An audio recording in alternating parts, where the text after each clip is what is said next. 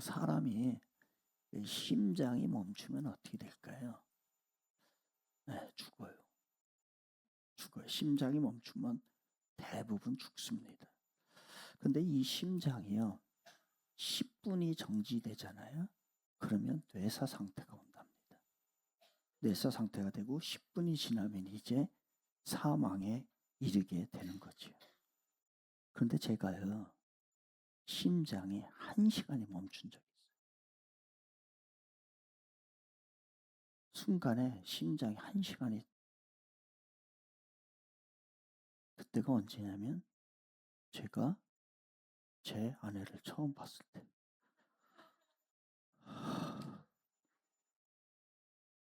심장이 멎었어요. 이거는 우리가 듣던 천사인가? 천사가 있다면 저런 사람인가? 라는 생각을 하다가 저는 그때 죽다가 살아났습니다. 우리 엄마가 늘 얘기했어요. 거짓말하면 지옥 간다고. 특별히 설교할 때 한마디도 거짓말하지 말라고 얘기를 했습니다. 하여튼 한 거는 그렇고요. 2013년 일입니다. 2013년에 미국의 보스턴에 아동병원이 있는데 그곳에 태어난 지 사흘 된 아기가 수술에 들어가야 합니다. 3일밖에 안 됐어요. 이 태어날 때부터 심장의 혈관이 뒤바뀌었다고 합니다. 2013년도에 그 보스턴에 있는 아동병원의 기록지에 나타난 거예요. 수술을 하지 않으면 일주일밖에 못 산다는 거예요. 일주일 넘기기가 어렵다는 거죠. 그래서 의사 선생님이 그 아기의 아버지에게 이야기합니다. 수술해야 합니다. 그런데 이 아이가 30분에서 1시간 정도는 심장이 정지가 됩니다. 사인 해주세요.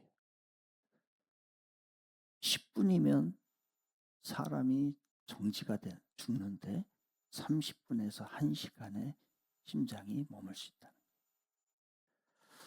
체온이 18도로까지 낮아지고 혈액순환이 완전히 정지되고 그 사이에 심장의 혈관이 뒤바뀐 걸 바꾸는 거죠. 그 수술을 하는 거예요. 30분에서 60분 정도를 멈춰야 돼요. 아버지가 동의서를 써야 수술이 됩니다. 아버지가 그 펜을 들고 버들버들 떱니다. 써야 될까?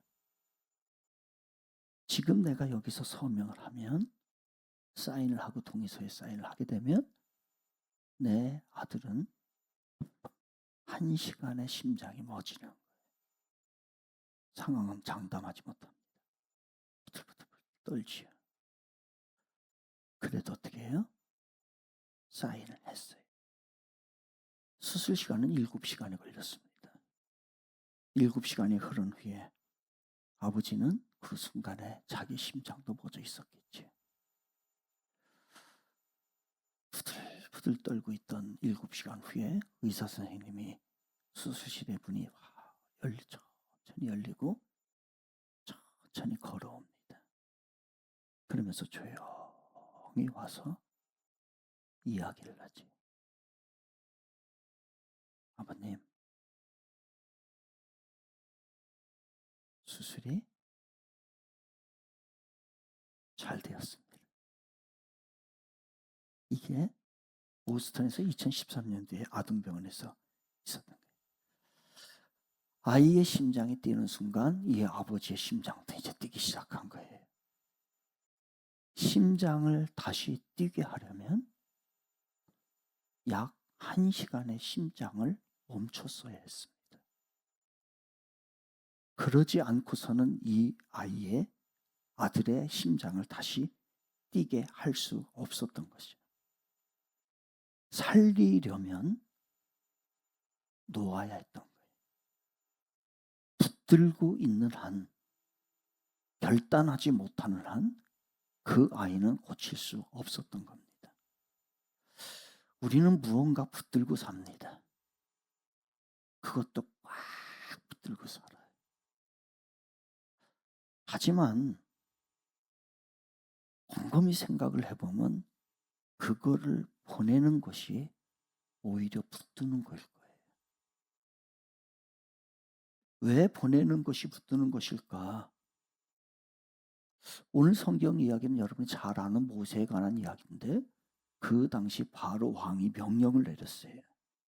출애굽기 1장 22절에 보면 히브리 사람의 아들들은 태어나거든 나일강에 다 집어 던져라 죽이라는 얘기입니다.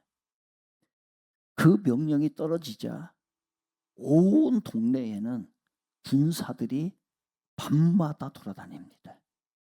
아기의 울음소리 있는 집은 수색을 하게 되죠. 남자아이가 태어났다면 끌어 잡아다가 죽이는 겁니다. 나일강에 던지는 겁니다. 그런 가운데 레위 가정에서 한 산의 아이가 태어납니다. 어머니는 이 아이를 낳았어요. 이 아이를 어머니는 숨길 수 있다라고 생각했을까요? 다른 아이들은 죽어도 내 아이는 내가 장성할 때까지 잘 숨겨서 키울 수 있을 거야. 이렇게 생각을 했을까요? 아니요. 그 장담을 하지 못한 채로 결말을 알아요. 내가 자식을 낳게 되면 죽는다라고 하는 그거를 알매도 불구하고 그 아이를 낳게 됩니다. 요즘에 우리가 아이들을 잘 안 낳아요. 왜냐하면 키우기 어려우니까. 여러분 키우기 어려움에도 불구하고 낳을 수 있겠어요? 죽을 줄 알고 결말이 뻔히 보임에도 불구하고 이 어머니는 아이를 낳는 거예요. 89일째 되는 밤입니다. 골목에서 발소리가 들리죠. 군사들의 발소리입니다. 군인들의 툭툭 하는 발소리가 들리게 됩니다. 그러다가 그 소리를 듣는 이 어머니는 심장이 멎이죠. 우리 아이가 들킬까 봐. 다행히 그날은 우리 아이가 울지 않았기 때문에 들키지 않았습니다. 그런데 그 순간에 생각이 난 거예요. 이틀 전에 있었던 일. 이틀 전에 옆집에서 아기가 울더니 군인의 발소리가 나고 갑자기 조용해졌어요. 그 생각이 나서 안도의 한숨을 쉬게 됩니다. 그게 89일째 되는 밤이었습니다. 이제 90일째 밤이 지나야 됩니다. 그런데 그날 3개월이 지난 그날 어머니는 결단을 하지 안 되겠다. 갈대 상자를 만들게 됩니다. 그리고 거기에다가 물이 들어오지 못하도록 역청이라는 걸 쫙 바르게 되죠. 이제 나일강에 띄워야 됩니다. 무슨 얘기입니까? 나일강에 띄운다는 것은 내 아이를 죽음으로 몰아넣는다는 얘기입니다. 매일 나일강에는 아이들이 던져집니다. 왜냐하면 이집트는 애굽은 그 나일강에 신이 있다라고 생각했어요. 그 신이 하피 신입니다. 그 하피 신을 섬기기 위해서 그 아이들을 계속 나일강에 던졌던 겁니다. 그런데 이 어머니는 왜 하필 그 강에다가 아이를 던졌을까요? 아니 다른 산에다가 가서 숨길 수도 있고 그리고 도망갈 수도 있고 다른 강에다가도 던질 수 있는데 이 어머니는 3달이 지난 후에 결정을 한 거예요. 그 강가에 애굽의 신이 있는 그곳에 던진 겁니다. 어머니는 나일강을 선택한 거예요. 자기가. 산을 선택한 게 아니에요. 다른 숨길 곳을 선택한 것이 아니에요. 왜 그랬을까요? 왜 이 어머니는 그 자기 자식을 그 강가의 죽음에다 내몰았을까요? 오늘 성경에 보면 2절에서 이런 얘기를 해요. 그 아들이 태어났는데, 모세가 태어났는데 뭐라고 얘기하냐면요, 이 아이가 그가 잘생긴 것을 봤다는 거예요. 이 아이를 보니까 너무너무 잘생겼어요. 여러분, 그 아이, 저는 이게 너무 익숙해요, 단어가. 어렸을 때부터 너무 많이 듣던 단어인데 여러분 익숙하지 않죠? 저는 뭐 잘생겼다는 얘기를 지금까지 듣고 있어서 너무 익숙한 단어인데 여러분들 익숙하지 않을 수 있어요. 근데 그 아이를 보니까 너무너무 잘. 근데 생각해 보세요. 저는 지금도 저희 어머니한테 들어요. 무슨 얘기를 듣냐면은 이 세상에서 제가 설교 제일 잘한대. 조용기 목사님보다도 설교 더 잘한다는 거예요. 저는 이 얘기 저희 어머니한테 매일 듣습니다. 그럼 생각해 보세요. 지 새끼 안 이쁜 사람이 어디 있어요? 다 이쁘지. 그러면 그 말이 이 말일까? 아니에요. 자기 모세 새끼를 낳았는데 잘생겼다는 말은요, 이 말이 아니고, 이게 창세기 1장에 보면 하나님이 천지를 다 창조해놔요. 그리고서 이렇게 얘기해요. 보시기에 좋았더라.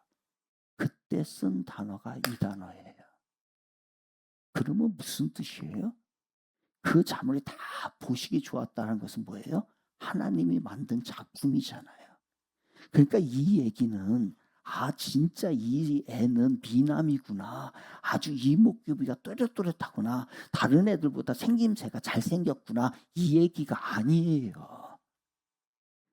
그 아기를 90일 동안에 키우면서 그 아이 안에서 뭐를 봤냐면은, 이 아이는 하나님이 계획을 가지고 있는 그 아이구나, 이거를 믿음의 눈으로 본 거예요. 그래서 이 아이가 어떻다는 거예요? 잘생겼다고 표현한 거예요. 그냥 세상적인 눈으로 본 게 아니라 그 아이 속에 이 아이는 하나님의 계획이 있고 어떤 상황 속에서도 하나님이 도와줄 것이고 하나님이 인도하실 것이고 함께하는 아이구나라고 하는 것을 90일 동안에 그 믿음의 눈으로 보았던 겁니다. 이 믿음의 눈이 우리 사랑하는 부모님들에게 있길 바랍니다. 여러분의 자녀를 볼 때 세상적으로 보는 게 아니라 그 안에 하나님의 계획과 하나님의 섭리와 이 생명을 향한 하나님의 뜻을 볼 줄 아는 부모야. 그 자녀를 위해서 기도하는 것이고 그 자녀를 하나님의 사람으로 만들려고 하는 것이죠. 세상적으로 온 것만 충만하게 키우려고 그러다가 지옥 가는 거예요. 아니, 어떤 상황 속에서도 이 아이는 하나님이 함께 할 거예요. 그렇다고 한다고 하면은 죽음의 강에 던진다 할지라도 하나님은 이 아이를 보호할 것이니까, 그 믿음이 이 엄마에게 있었고 그 믿음으로 이 아이를 보니까 잘생겼네, 이렇게 생각을 했다.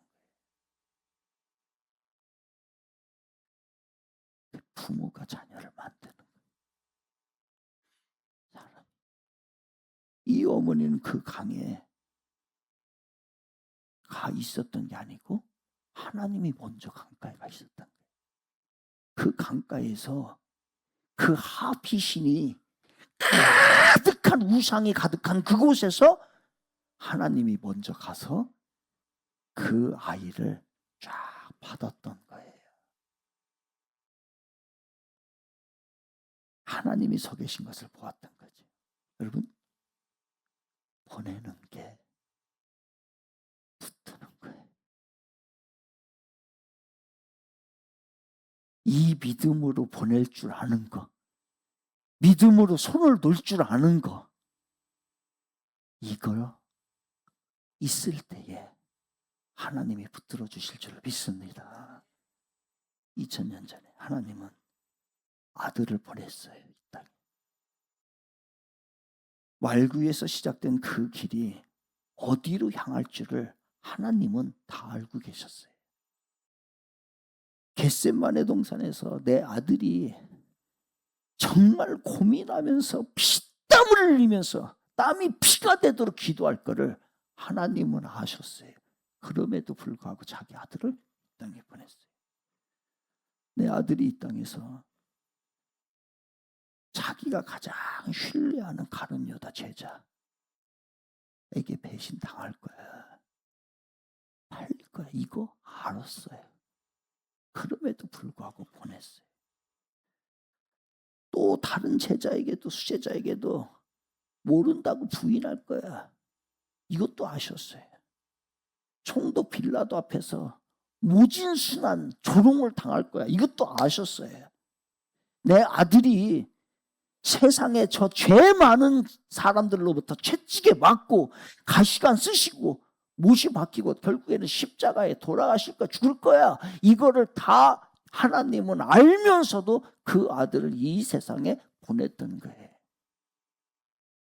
골고다에 올라가서 쓰러지고 못이 손과 발에 박히고 나중에는 절규를 하는 거죠. 내 아들이 절규하며 죽을 거야. 엘리엘이라마 사박다니, 나의 하나님 아버지, 아버지 왜 나를 어찌하여 나를 버리셨나이까.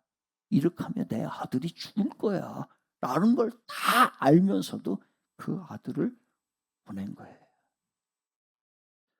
왜요?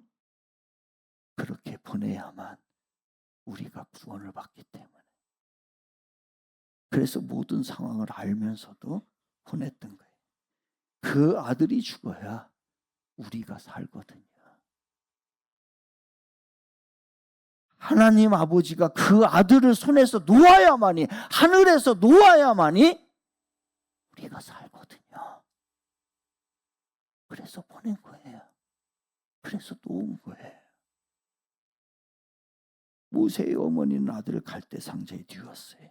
하나님은 그 아들을 말구에 띄웁니다. 모세의 어머니는 아들을 나일강에 띄웁니다.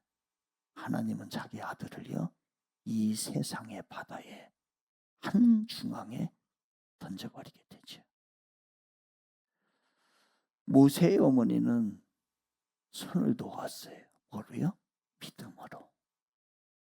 하나님께 맡긴 거예요. 하나님은 자기 아들을 이 땅에 놓았어요. 뭐로요? 사랑으로요. 우리를 사랑하기 때문에, 여러분을 사랑하기 때문에 우리 믿음은 아멘 합시다. 그 사랑이 우리 안에 있는 거예요. 이게 그리스도인이에요. 보통 우리가 그 사랑을 받은 게 아니에요. 그러니 가장 먼저, 가장 깊이, 가장 활짝 손을 펴고 보내고 열었던 분은 하나님이세요. 그래서 우리는 그 길을 따라가는 거예요. 그 사랑 덕분에 여러분이 오늘 이 자리에 있는 것이고, 이 자리에 있는 것이 무슨 강연 듣는 것이 아니고, 모여서 흥겨운 것이 아니고, 이 자리가 구원의 자리인 것이에요. 이 자리가 여러분을 천국까지 인도해 주실 줄로 믿습니다. 이 자리가 그 자리란 말이에요. 그 사랑이 그 사랑이란 말이에요. 오늘 저는 우리 성도님들이 가장 무서운 기도를 하기를 원해요.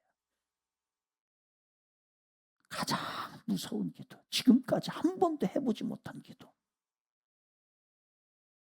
지금 여러분이 놓지 못하는 게 뭐예요?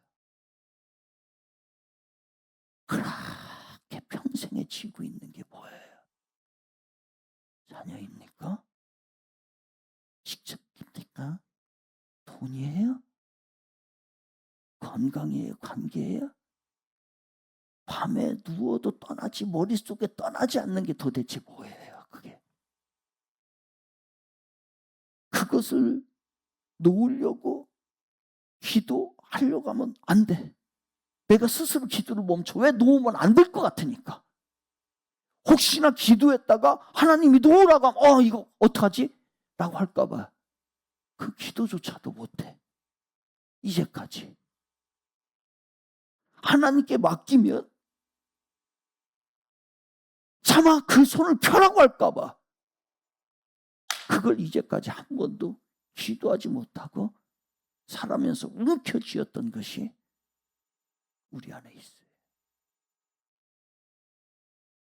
그래서 우리는 이걸 가지고서 한 번도 기도하지 못해. 맡기지 못하니까. 그것을 내놓으라고 할까 봐. 그 손을 펼치라고 할까 봐 두려워서. 혹시 하나님이 그렇게 하면 어떡하지?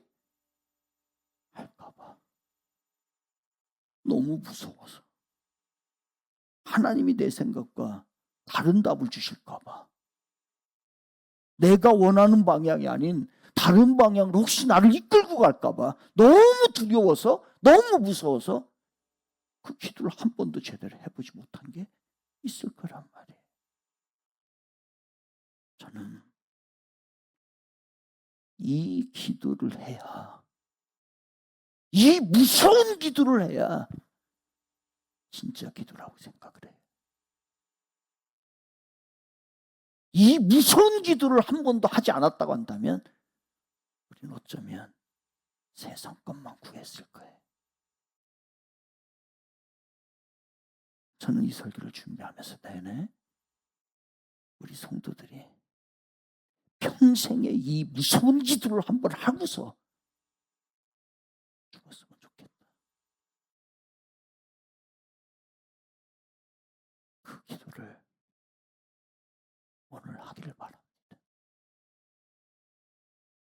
이 기도를 해야 진짜 기도고 진짜 신앙의 반열에 서지는 거예요. 가장 무서운 기도가 가장 필요한 기도예요. 지금 수박이 겉핥기식으로 기도하지 마세요. 그거 기도 아닐지 몰라요.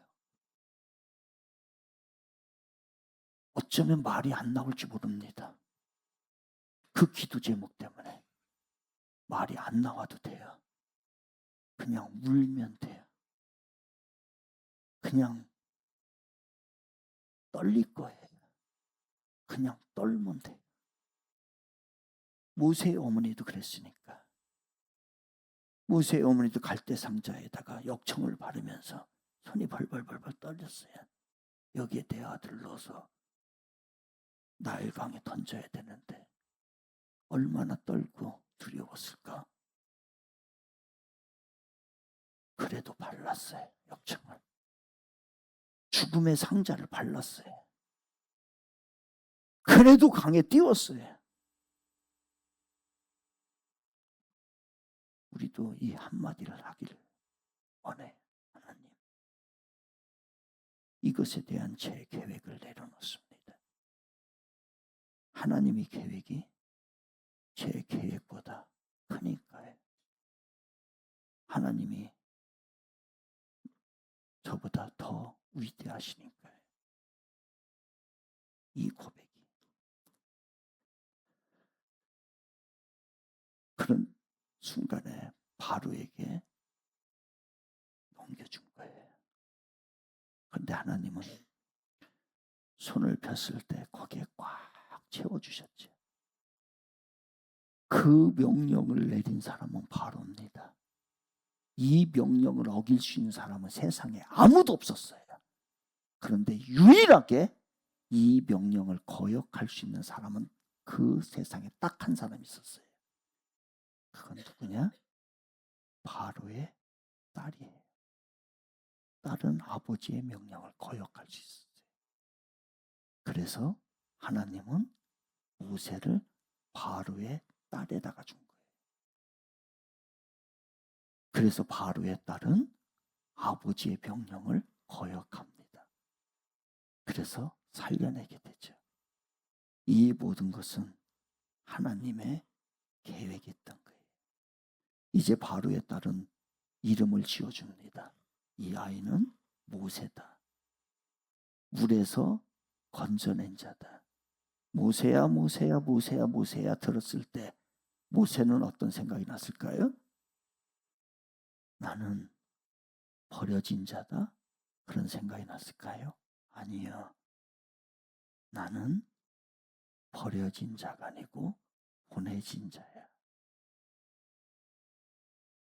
어머니가 나를 포기한 것이 아니라 더 강한 손에다가 던져놓은 거야. 어머니가 놓는 그 순간에 나는 하나님께 붙들린 자야. 이 마음이 모세야 모세야 모세야 들을 때마다 모세에게는 그 생각이 났던 것이죠. 오늘 이 자리에 사랑하는 여러분, 내가 가장 붙들고 있는 게 뭐예요? 으겨질 정도로 너무 꽉 쪄서 으겨질 정도로 붙들고 있는 거 뭐예요?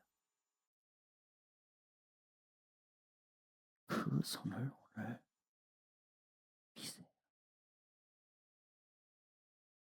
보내야 하나님이 붙듭니다.